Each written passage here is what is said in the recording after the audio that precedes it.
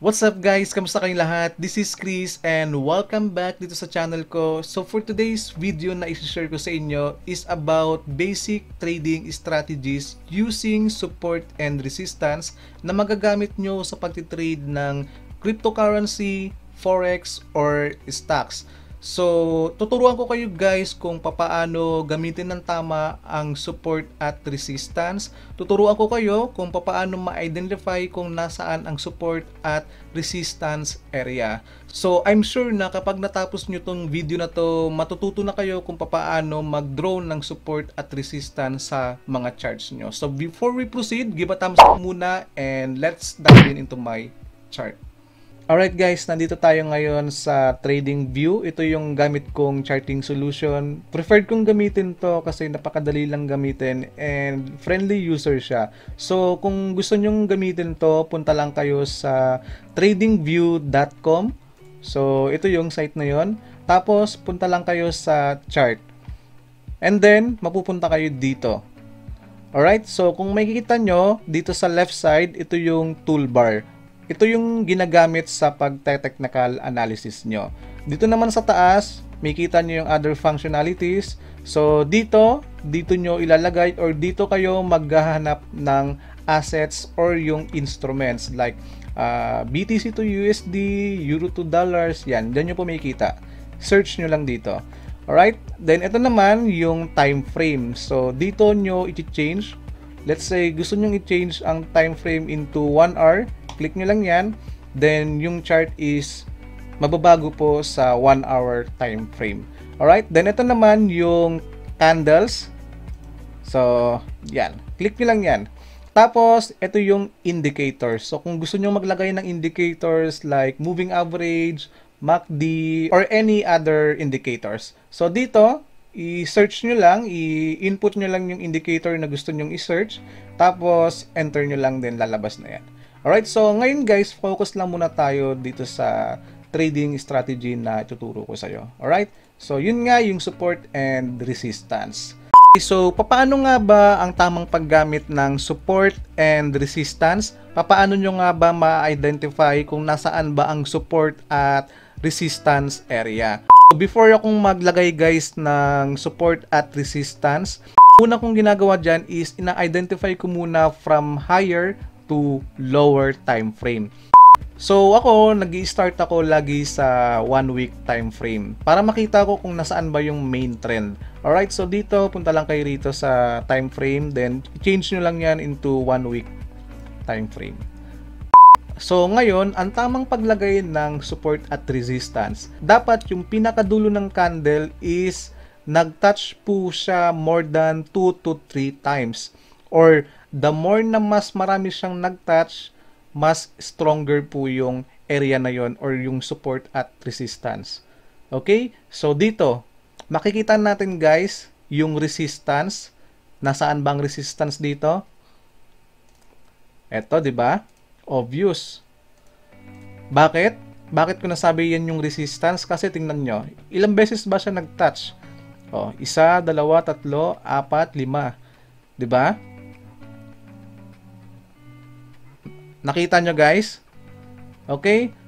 Ngayon naman, lalagyan ko ng zone yan. Isasama ko yung body. Teka, isu-zoom ko lang ha. Ayan. Ayan. Extend natin to rito. Since nag-touch pa siya rito. Ayan. Okay? So, lalagyan ko siya ngayon ng zone. So, iba-box ko siya. I-click nyo lang tong rectangle dito, tapos hold lang. So from dito, nag-start ako sa sa body. Tapos sinama ko yung wick. Ito. Yan.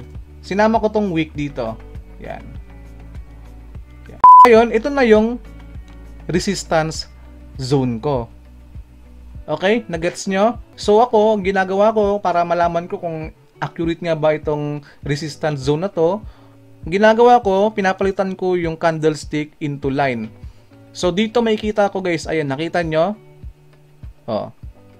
'Di ba nag-touch siya dito, dito, dito.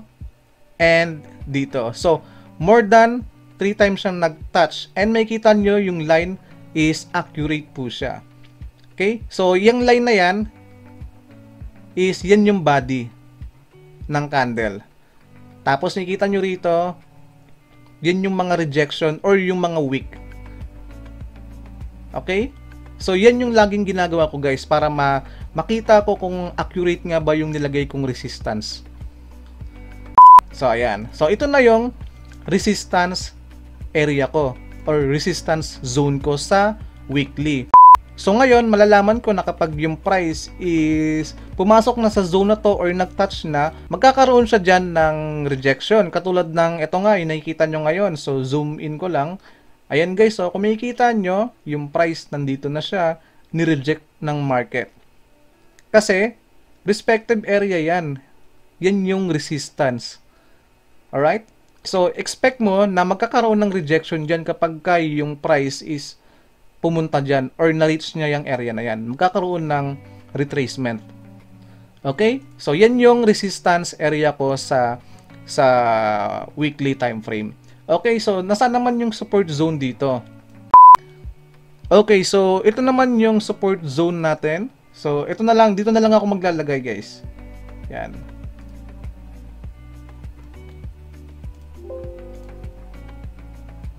Yan, so yan yung support area natin. Bakit ko nasabi? So, dito kasi nag-focus na lang ako sa mga recent candles since weekly naman yung time frame. So, ngayon, paano ko nasabi guys? Tingnan nyo. Yung wick. Yung price nandito. Umangat siya, nag-open dito. Tapos, binalikan niya ulit to. Yung area na to. And then, nireject niya, umangat siya ulit. Kasi, nirespect niya tong previous low rito. Tong zone na yan. Itong wick na yan. Tapos, umangat yung price, nag-retrace siya ulit pabalik dito sa zone na to. So, meaning guys, itong area na to is nire-respect po yan. Alright? So, yan yung support area natin. So, ngayon, down to lower time frame naman tayo. Punta tayo sa day time frame. Ayan guys, malinaw na malinaw sa inyo, di ba? Tingnan niyo sa time frame na to, sa day 1 time frame. Nakita niyo rito yung mga rejection. Ayan, yung mga rejection candle. Yan. So, makikita niyo na itong area na to is nire-respect talaga siya. Ayan, 'di ba? Puro rejection 'yan, tapos umangat yung price dito, nag-rally, and then anong nangyari? Bumisita siya ulit dito sa zone na 'to. Sa support zone natin. So, anong ini-expect natin diyan kapag yung price is na-reach niya itong zone na 'to, possible na magkaroon ng retracement. So, ayan, kung nag-buy ka diyan, ang laki na naging profit mo rito up to this current market, current price. Alright? So ngayon, nakikita nyo naman, ito yung resistance zone natin. Ano nangyari? Tingnan nyo guys, ano nangyari nung na-reach ng market itong zone na to, itong area na to na nilagay natin, nagkaroon ng mga rejection. Okay? Since nasa day 1 time frame tayo, so zoom in lang natin, mag-focus tayo sa pinaka recent na mga candles. So ayan. So ngayon guys, ito yung support. So baguhin lang natin yung kulay. Yan, ito yung support. Paano ko nasabi? Kasi ayan guys, ilang beses siya nag-touch? 1, 2, 3, 4. So 4 na beses siyang nag-touch sa zone na to. Yan, sa support zone na yan. Okay? Pwede ko pa siyang iangat. Sinama ko yung body nito and yung wick.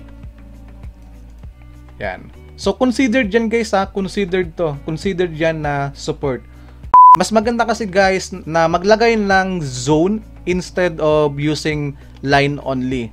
Kasi dito guys, malalaman nyo na itong nilagay nyo na zone is yan yung respective area.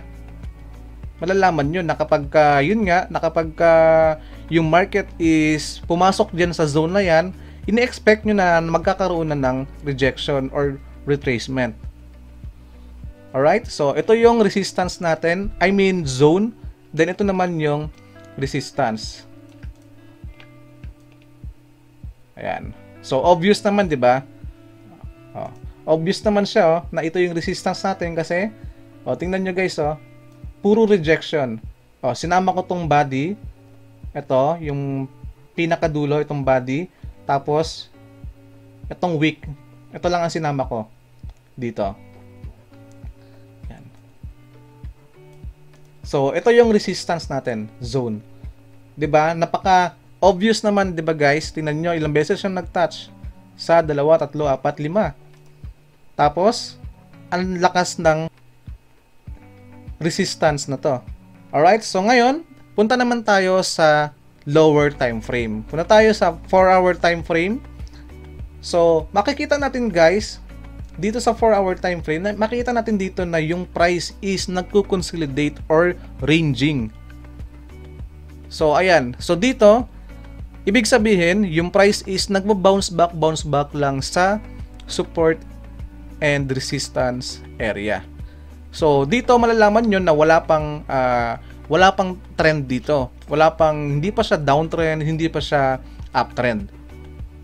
So, ranging pa lang siya. Alright, so ngayon guys, makikita nyo rito, yung current price ngayon is nandito na. Nandito sa may support zone na to. So, kung dito pa lang na-catch nyo ito, nag-profit na kayo rito. Alright, so dito guys, ang bias natin ngayon dito, since ayan siya, nandito siya sa support area. Ang bias natin ngayon dito is, 'di ba? Obvious naman na buy siya. Tapos ang target natin dito, guys, siyempre itong zone na 'to. Or before yung zone na 'yan. Siyempre, guys, hindi muna kayo mag-enter ng trade nyo. Hindi muna kayo mag-execute. Pupunta pa tayo sa mas lower na time frame. And doon natin titignan yung price action, kung anong nangyayari dun sa pinaka lower time frame, and dun tayo mag-e-enter ng trade natin. Alright, so punta tayo rito sa 1 hour time frame or 30 minutes time frame.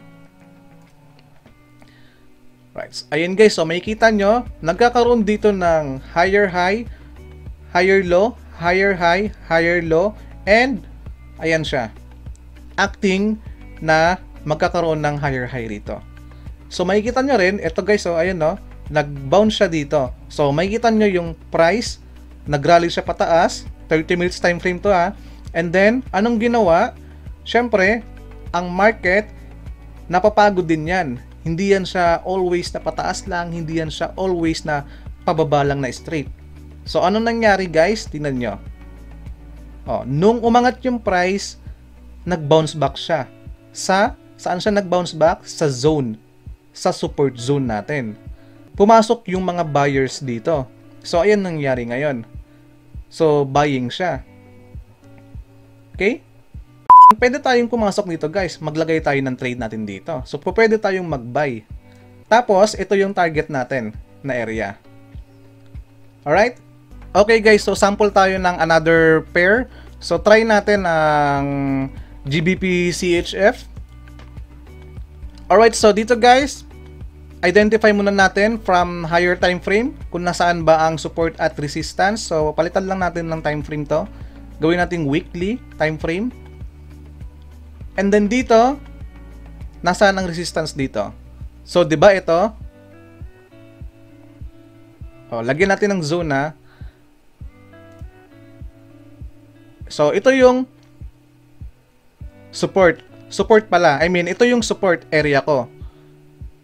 So, bakit hindi ko sinama to? Kasi, ito guys, is, makikita nyo naman, di ba? Ayan na false breakout lang yan siya. Itong candles na to. False breakout lang yan siya. Kasi makikita nyo rito, ito, dito nyo titignan. So, yung price is nag-rally rito. And then, ano nangyari? Nag-retrace siya, pabalik dito sa zone na to. Tapos, umangat na naman yung price and bumalik ulit dito sa zone na to. Sa area na to. After nyan, nagkaroon ulit ng rejection. Pumasok ulit yung mga buyers. And, bumagsak ulit dito sa zone na to. So ngayon, nasaan ang resistance? Ito yung resistance natin. So obvious na nandito yung resistance. Okay? So makikita nyo ilang beses nag-touch? 1, 2, 3, 4, 5. Okay? So napakaganda, napaka-obvious na resistance yan. And ito rin yung support zone. So ngayon, punta naman tayo sa day 1 time frame. So ngayon guys, dito, focus tayo dito sa pinaka-recent na mga candles. So ilalagay ko yung support dito. Palitan natin ng kulay.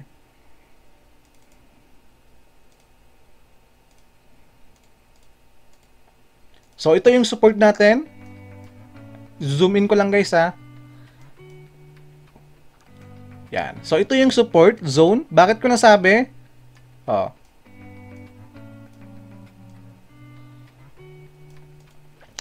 Bakit ko nasabi guys na ito yung support zone? Kasi tingnan nyo, yung mga rejection. 'Di ba? So yan yung mga rejection. So ibig sabihin itong area na to is nire-respect siya ng market. Tingnan nyo rito, nung yung price is bumagsak dito, umangat ulit, tapos bumagsak ulit dito. Dito tingnan nyo, nagkaroon ng rejection. Okay? So nasaan naman ang resistance natin dito? Ito yung resistance natin. Ito yung resistance area or resistance zone mo. Kasi dito guys, kung line lang yung ilalagay nyo, parang malilito kayo rito kasi tignan nyo guys. Ito, yun nga, kung nung nabasag na yung itong line na nilagay nyo, yung resistance na yan, iisipin nyo na, uptrend na to, pataas na siya yung price. Pero hindi nyo alam na nasa zone pa lang pala siya ng resistance. And ni-reject siya. Ayun, bumagsak siya. So, mas mainam guys na gumamit kayo ng support and resistance zone. Okay? So, identify nyo yung area. Alright? So, punta tayo ngayon sa pinaka-lower time frame. 4-hour time frame. Ayan. Makikita nyo guys, napaka-obvious, diba, na nagba-bounce back lang siya. Dito, nagkaroon din ng ranging sa 4-hour time frame. And, ayan, ito yung magandang i-trade. Kasi nagba-bounce back lang siya dyan. So, dito, buy ka rito, sell ka rito, buy ka rito, sell ka rito, buy, sell, and buy ka rito. Kung na-catch mo ito. So, currently, ang price is heading to up. Alright? So, ngayon, identify na natin na currently, ang price is nandito sa may support area. So, hahanap tayo ngayon ng buy entry natin. So, pupunta tayo ngayon sa pinaka-lower time frame para makita natin kung anong price action ang nangyayari doon. Punta tayo sa 15 minutes. So, currently guys, ang market is pataas siya. So, pwede tayong maglagay ng resistance dito. So, ito yung resistance natin. Bakit? Ayan, zone. Kasi nagkakaroon siya ng mga rejection dyan sa area na yan. And ito yung support natin. Tingnan nyo guys. Paano ko nasabing ito yung support? Ayan umangat siya, bumagsak. Tapos, umangat siya ng konti. Tapos, bumalik siya ulit sa area na to. Nagkaroon ng false breakout dito. And then, umangat siya ulit. So, pwede ko nga gawin, ito yung resistance area rito. So, kung pupunta pa ako niyan sa pinakamababa na time frame, like 5 minutes, ayan guys, makikita nyo na, resistance area din siya. And, na-break siya, So, ano nangyari? Nung na-break siya, binalikan niya tong area na to, yung zone na yan. What happened? After nyan, balikan. After niyang i-retest yan. So, itong area na to is support na yan. So, ngayon guys, pwede kayong mag-trade dito. Pwede na kayong mag-execute ng buy trade nyo rito. And then, ang target nyo rito, punta tayo sa 4-hour time frame. So, ang target nyo rito guys is itong area na to. Yan yung target area nyo. Or yan yung target profit nyo.